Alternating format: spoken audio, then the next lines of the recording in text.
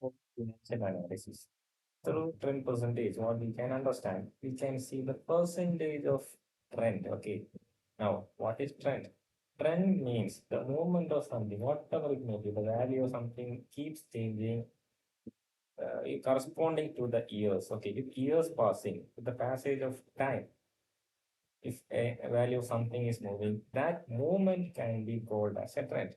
Just see here we have a data about current assets of a business. I think we hope you all know what is current assets. Current assets are short-term assets. They have very short life. They will be used up or they will lose their values within one current year. So some of the current assets of the business is given and the value of those current assets in 4 different years are given. So we have a question here. We have what they are given. I'm just talking about the data they have provided with us. The data says that the cash of the business was 100. Just think it can be 100 rupees, it can be 100,000 rupees or 100 lakh, none of our business. In the data, they are given the cash of 2017. Okay, in 2017, the cash worth 100. In 2018, you can see a change there, isn't it? We have an increase of 20, become 120. In 2019, we have 130. In 2020, we have 150. So, by a common man's view, we can say that the trend goes increasing, the trend goes upward.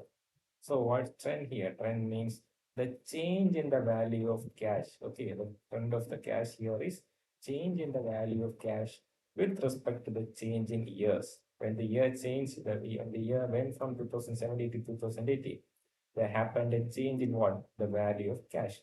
It was 100 in 2070 and it became 120 in 2018. Similarly, when it comes to 2019, the value once again changed to 130.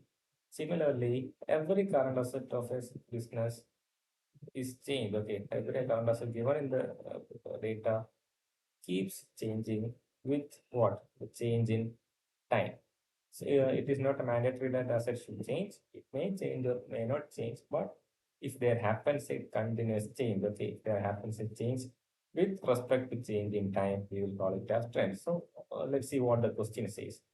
Calculate the trend percentage from the following data, taking 2017 as the base year. Please listen here. The base year is given as 2017. So what does that mean? We have to find what percentage of change happened in each of the element. Okay, what percentage of change happened in each of the element, or what percentage of increase, decrease, or anything happened in each of the year when we compare it with what we have in 2017. Okay, we are just going to see what percentage of, please listen carefully, what percentage of elements we had in 2017 is what we have in 2018. When we solve this, you will have a better idea. This is what we are going to see. We are going to see the percentage, okay, the percentage of what we have in this year when we compare, when we look at what we had in this year. For every year, the question is we have to take 2017 as the base, the basement for comparison. Okay, to compare, we need two things, right? So when we take a year, we should compare it 2070 always. So we have to compare 2018 with 2017, 2019 with 2017, 2020 with 2017. Yes, we can see what all the steps included in this question. It is one of the simplest question you can do. Okay. See, here we have the formula. To find the percentage change, we have to see current year value. The current year value divided by base year value into 100. So see what is current year value. Think you are going to see what happened in 2018. What would be the current year value? The current year value of cash is 120. The current year value of debtors is 180. The current year value of stock is 300. Similarly, we are going to fill the column of 2019. Then what would be the current year value of cash? The current year value of cash is 130. Now, what we have another thing in the formula. We have base year value, base year's value, whatever we have, right? So what is base year value right now? Remember, for every year, for making comparison everywhere, we said we will take the values of 2017 as the base year. So that means it keeps constant. The denominator of this formula never change for us. Okay. think we are going to compare what happened in 2018 and 2017. As per the formula, current year's value for cash is 120 divided by current year value, sorry, base year value of cash is 100 into 100. I think we are going to see what happened to cash in 2019. The current year's value will change because the year had changed. The current year value become 130, but the base year is constant. It become 100 alone. So I hope the concept is clear. If not, please listen. When we go downward, we can see what how this is solved, how the formula is filled. Okay. So the very first step is to draw that uh, table once again. Okay. Draw the whole table once again. Please don't fill the values as it is given in the question. Everything else you can write. You can give the heading, you can give the side headings, everything is okay, but don't fill the value. We are not going to repeat the value. We are going to solve with the help of the formula. Okay. Now the very first step is to whatever is given in the question, please draw that box once again. Please draw that table once again with the headings alone. Now, without writing the value, what we are going to do? We are going to fill with the formula. Remember, we are taking 2017 as the base year. It is optional for you. It is optional for you that you can perform the same formula here also. Then what will we get here? If we have a basic idea of mathematics, you can easily say the answer would be always 100. Just imagine you are going to apply the formula here. Okay, just then what will become? It will be 100 divided by. So the base year and current year is same, isn't it? 100 divided by 100 into 100. What the answer would be 100 and 100. The same numbers would be cancelled into 100. So 1 into 100, the answer would be 100 alone. So if you're going to solve it here also, it's not a problem. Or you can take the same value from the question itself, because why? 2017 is taken as the basis of comparison. They haven't asked you to make a comparison in 2017, but they have asked you to take 2017 as the basis of comparison. So it is optional for you. And from my side, I think it is better to repeat the values here. Okay, we are taking this as the base. It is a common for comparison in every year. So what you can do? First, you just write down this values. Now apply formula in all other columns. See, in 2018, we have to see what change happened to cash when we compare what happened in 2017. So when we apply the formula, current year's value divided by previous value into 100. Similarly, in 2018, what happened to debtors? The current year's value is 180 divided by base year value 150. Always remember, always the base year value won't change into 100. Similarly, so what we have to do? We have filled this with the formula taking 2017 as the base year. See, the formula we have base year's value. Base year's value is always the same as what given in 2017.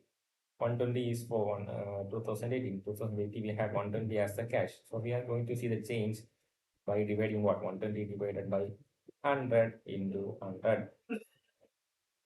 Everywhere for the cash, the base value is what base year value is same as 100 because it is the value of 2070. Similarly, for debtors, in every formula we have taken 150 as the base year value. Why? It is the value of 2070. Now you don't have much work to do. Just divide these two, multiply with 100, put the answers in percentage. That would be the final answer. We can see how the final answer will come. This would be the final answer. See, 120 divided by 100 into 100. If you know the basics of mathematics, you can understand. When we do 120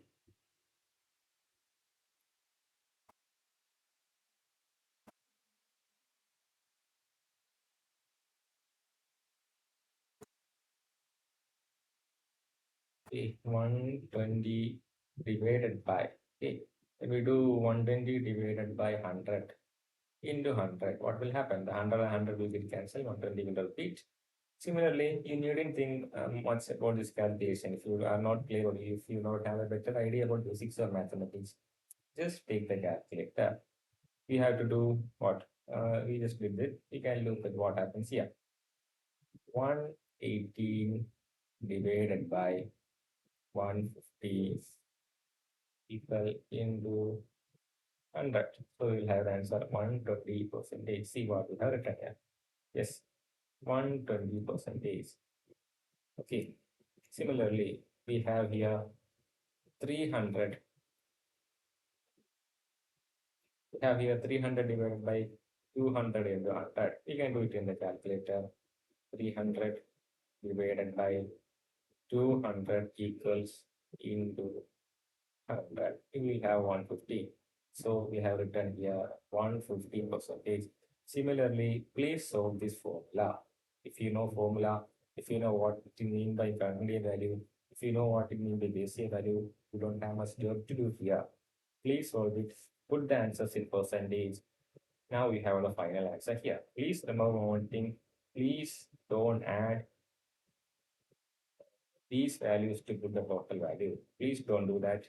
Whatever you did here, whatever be the value, whatever be the formula you did here, do the same for the total column also. Okay, we need to know what happened, what change happened to the total current assets, isn't it? So we have to apply the formula also. Please don't add percentages here.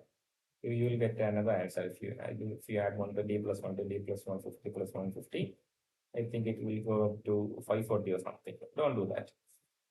Repeat the same formula here. See, we have in 2018, the total was 675. We can see the percent. In 2018, the total was 675. In 2007, it was 500. So 675 divided by 500 into 100. Similarly, for other 2 years. So in total, also we can see what change. What does that mean? Now see, we have to interpret this answer. What does that mean? In 500, whatever we had in 2070, whatever be the total current asset of 2070, we have 135 percentage of that value in 2018.